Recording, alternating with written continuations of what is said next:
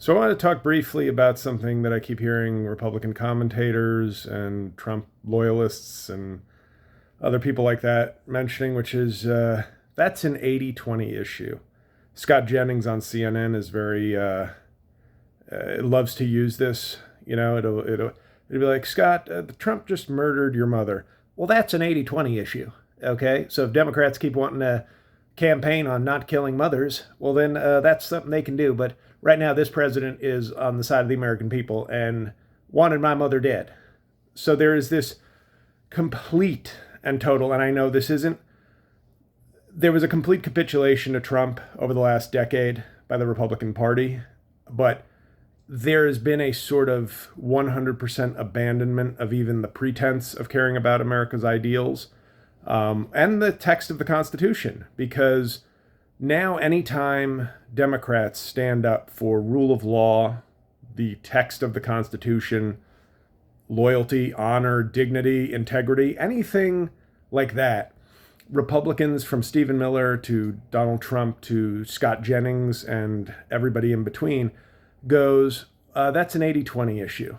As if to say, therefore, the Constitution doesn't matter, law doesn't matter, and the founders, those genius men that the Republicans up until around 2016 never stopped historically jerking off, they were very cognizant of majority rule being a pathway to tyranny, and that there had to be, that's part of the reason we have a Republican form of government, but the idea was kind of the majority should rule mostly, but we do have to protect the rights of people even when unpopular.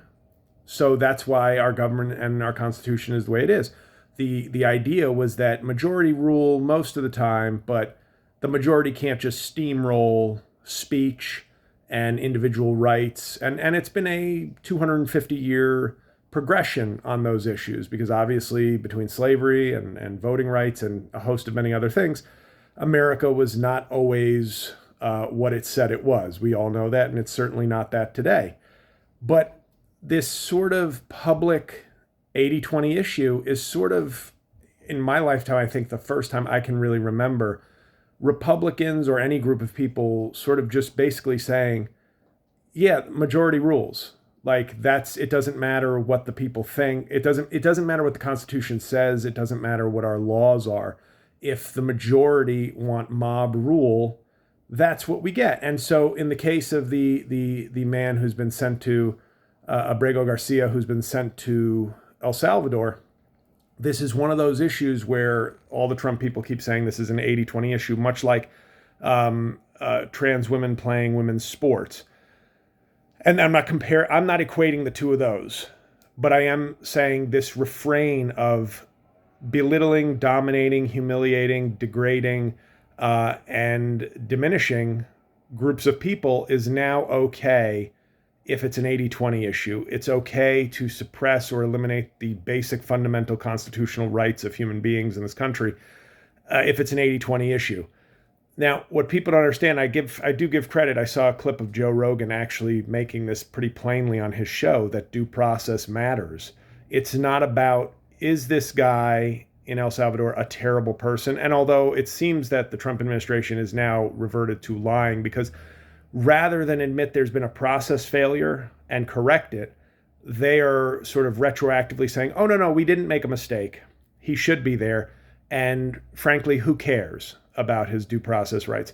Now, due process, like a lot of rights in this country, and I've said this before, when it comes to Supreme Court decisions, often in the Supreme Court, you will have cases where they to protect the rights, for the right to counsel or other rights we've established in this country, you often have test cases which are the worst cases possible, the worst people possible, because then you can say, if it applies to this murderer or this person who abused children or this person who did this or that, then we know it applies to everybody.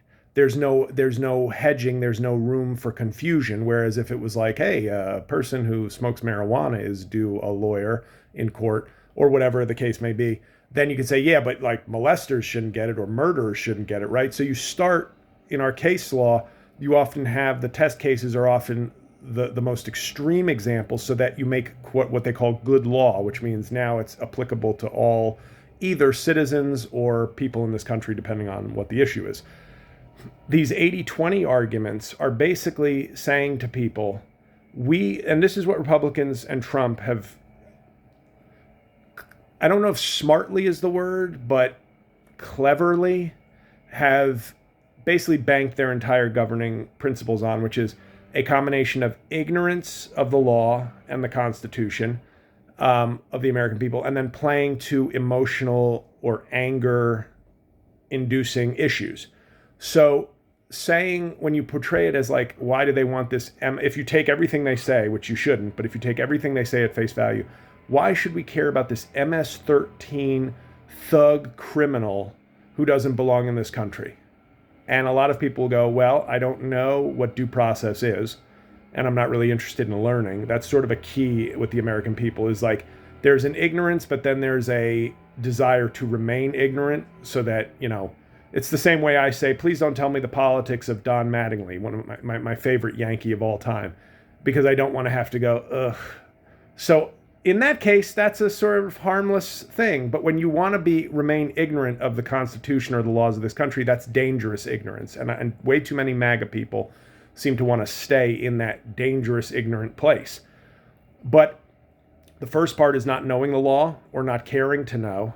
And then the second part is just taking it on a case-by-case basis and saying, oh, yeah, this guy seems terrible, so I guess it's okay that he has no rights. They won't come for me. And then Donald Trump, as he always does, goes that step too far. At least it seemed too far. It may not be for this country anymore, where he says, and maybe we should look into sending American criminals to foreign prisons, disappearing them or extraditing them, in contradiction to the Constitution, to law, etc. But then people would probably say, but who's he sending away? And I'm sure he would be like, he says only the really bad people. So that I would assume all the horrible crimes you can think of. And people would just go, yeah, a lot of people I think would just say, yeah, sure, that's fine. What's the big deal? And the big deal is that, the slippery slope that every comedian on the right, whether, Dave Chappelle, Joe Rogan, all the slippery slopes they were concerned about were not actually really slippery slopes. It was more half grift, half paranoia, what they were putting out. This is not just a slippery slope. This is the slope. Like we're seeing, like he is stating in plain terms, it's not a slippery slope. These are steps. It's no longer a slope with Trump. These are steps to sort of an autocracy and eliminating so much of the rights in our Constitution that make us a quote unquote great country. So it's really disturbing to see how little people care. And with this 80-20 issue that is such a refrain of right-wing commentators, it's becoming a thing where basically, look at all the things in our country that might have been 80-20 issues in the past. Slavery, I'm sure, was an 80-20 issue at some point. I guess that means we should still have it, according to this logic. Martin Luther King, when he died, had an approval rating of like in the low 30s or mid 30%.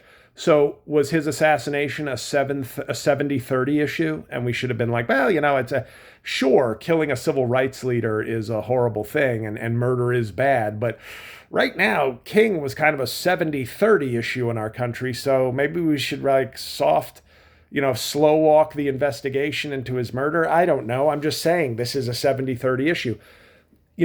A lot of the things that have made our country great were 80-20 issues, if you want to call them that.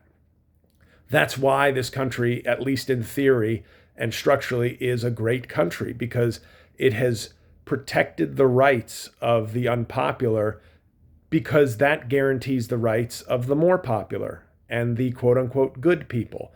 Whereas once you start letting individuals, especially crappy individuals like Trump, but that's the whole point.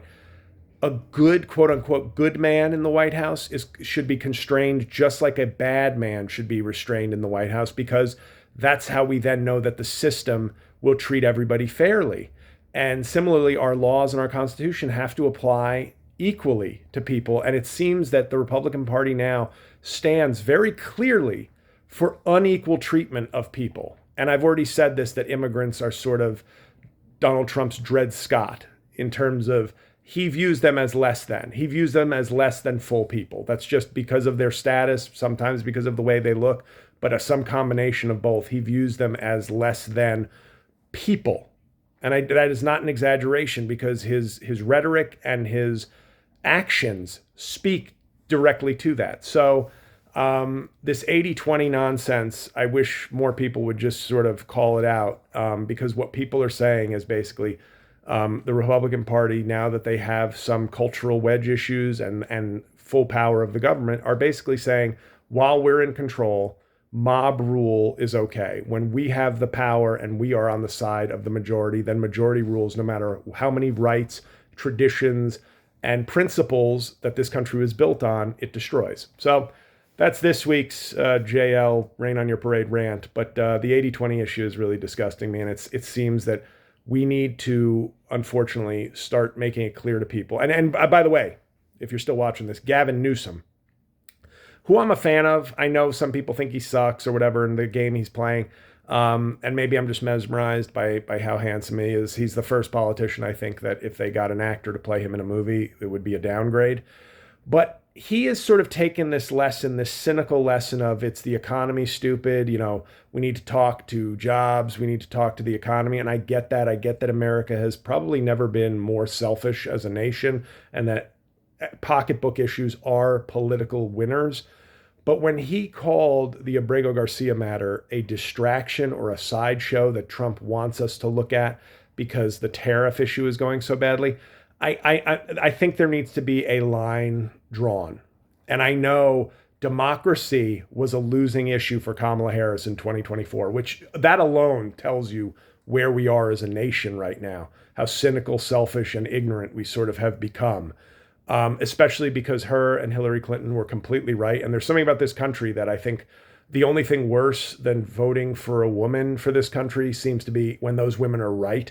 It's almost, you know, it's almost like, now I really hate them, because not only were they women trying to have power, they actually were right and I'm wrong. So now I double hate them. That seems to be the kind of mentality of our country.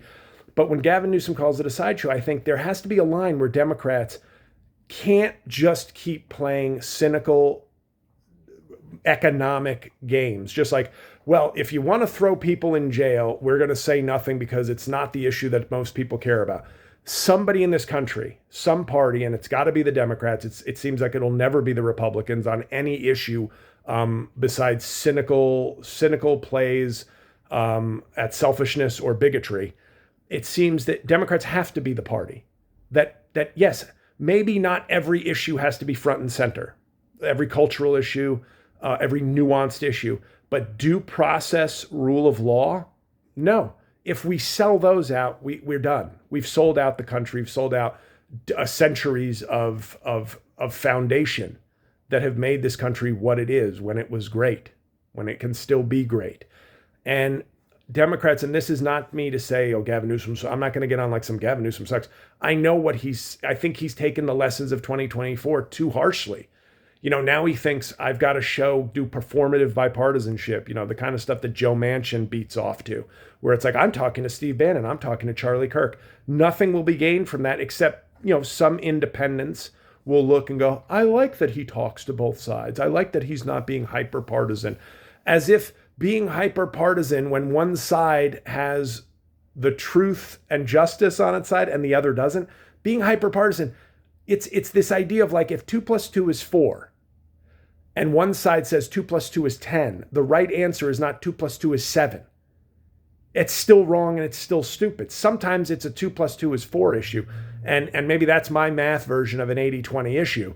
But when we have prominent Democrats like Gavin Newsom who go out of their way to be like, due process of law, people don't care about this. Well, we have to care about it. That's the issue, I think. At some point, we have to care. And I'm not for performative bullshit and just sort of, look, we're the resistance, we're doing this and that, and it changes nothing. This has to be a red line. And if Democrats lose on rule of law and the Constitution, so be it. Then that's a place to lose. Maybe not on minutia or little issues or little cultural issues. Those may not be worth losing entire elections over. regardless of if they are still important. But, for instance, I would say trans rights, absolutely worth losing on. Trans sports, maybe not. And I know maybe that's a little too cynical for some of you, and I understand that. But that's the distinction I would make. But due process, rule of law, the foundation of the country, can't be considered a sideshow. Even if that's an quote unquote 80-20 issue. That's the 20 worth fighting and dying on. If that's an 80-20 issue, then this country has fundamental, foundational, and maybe irreversible problems. But for now, I say some of these 80-20, if an 80-20 issue is due process of law, it's worth fighting and it's worth losing on. So that's it. Have a good one, everybody.